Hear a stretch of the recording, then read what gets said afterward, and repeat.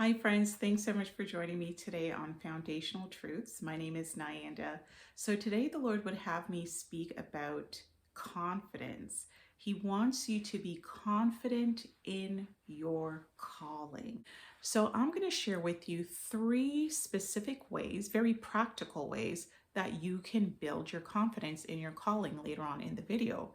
But for now, we're going to start off with what should be done when the Lord first calls you. So, when the Lord initially calls you to do something, your job is to respond with a yes.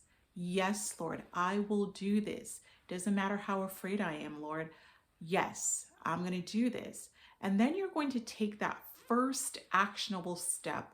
So you say yes, you take that first step, and you put one foot in front of the other. And as you're doing that, your faith in the Lord is building.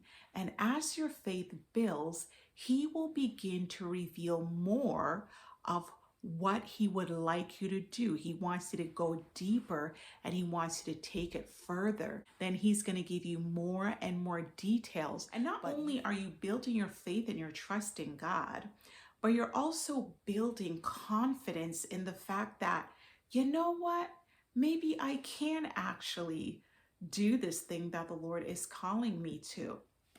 But remember that it is not by your abilities, but it's because God has asked you to. And when He's asked you to do something, He has already empowered you to complete that task. So, one thing that you may meet upon when you're carrying out this calling, these instructions from the Lord, is what's going on inside here, your limitations. You're often going to be thinking about something you're not good at. And it's really funny because God often asks us to do things that really make us feel uncomfortable. I definitely think He has a sense of humor. He's definitely been misrepresented. He is a holy God, but He absolutely has a sense of humor. So many times when He calls us, we get afraid and say, there's this thing that I can't do. God is well aware of your constraints, and you're not the only one. Trust me, many people are doing what they're doing. They are aware of their limitations, but they push through it anyway, especially if you're a believer in Jesus. He has equipped you to carry out everything He has asked you to do. So don't be hung up on your limitations. I want to draw your attention to this very popular Bible teacher and leader, Moses. When God first called Moses to go back to Egypt to deliver the children of Israel, Moses was like, God, no, please don't send me. Don't send me. Like, I could just see him begging, please don't send me. He was too afraid to go because he was, number one, things weren't too good back home, back in his previous home in Egypt, but really he was hung up on one very specific limitation. So this is what Moses said to the Lord when God asked him to go back. And this is taken out of Exodus 4. Moses pleaded with the Lord, "Oh Lord, I'm not very good with words.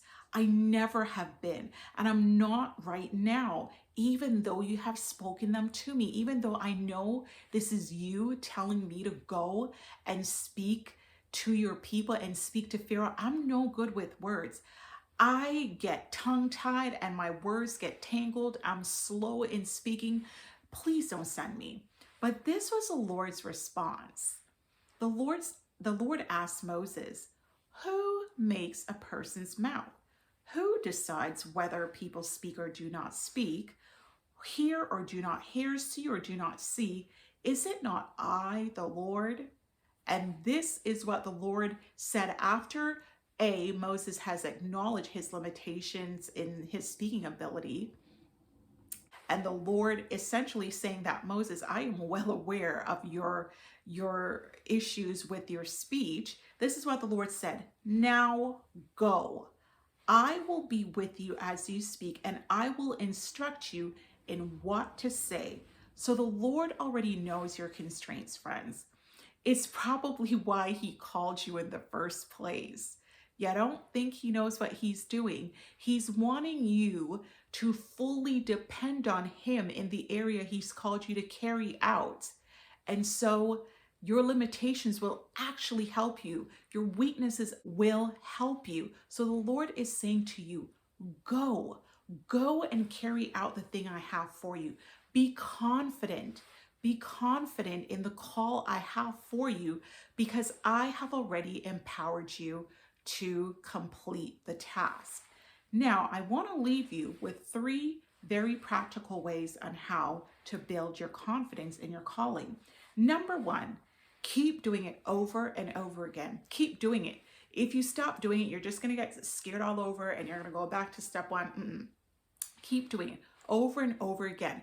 Practice makes perfect. So keep doing whatever it is he's called you to do. Number 2, study out that area of what the Lord has called you to do.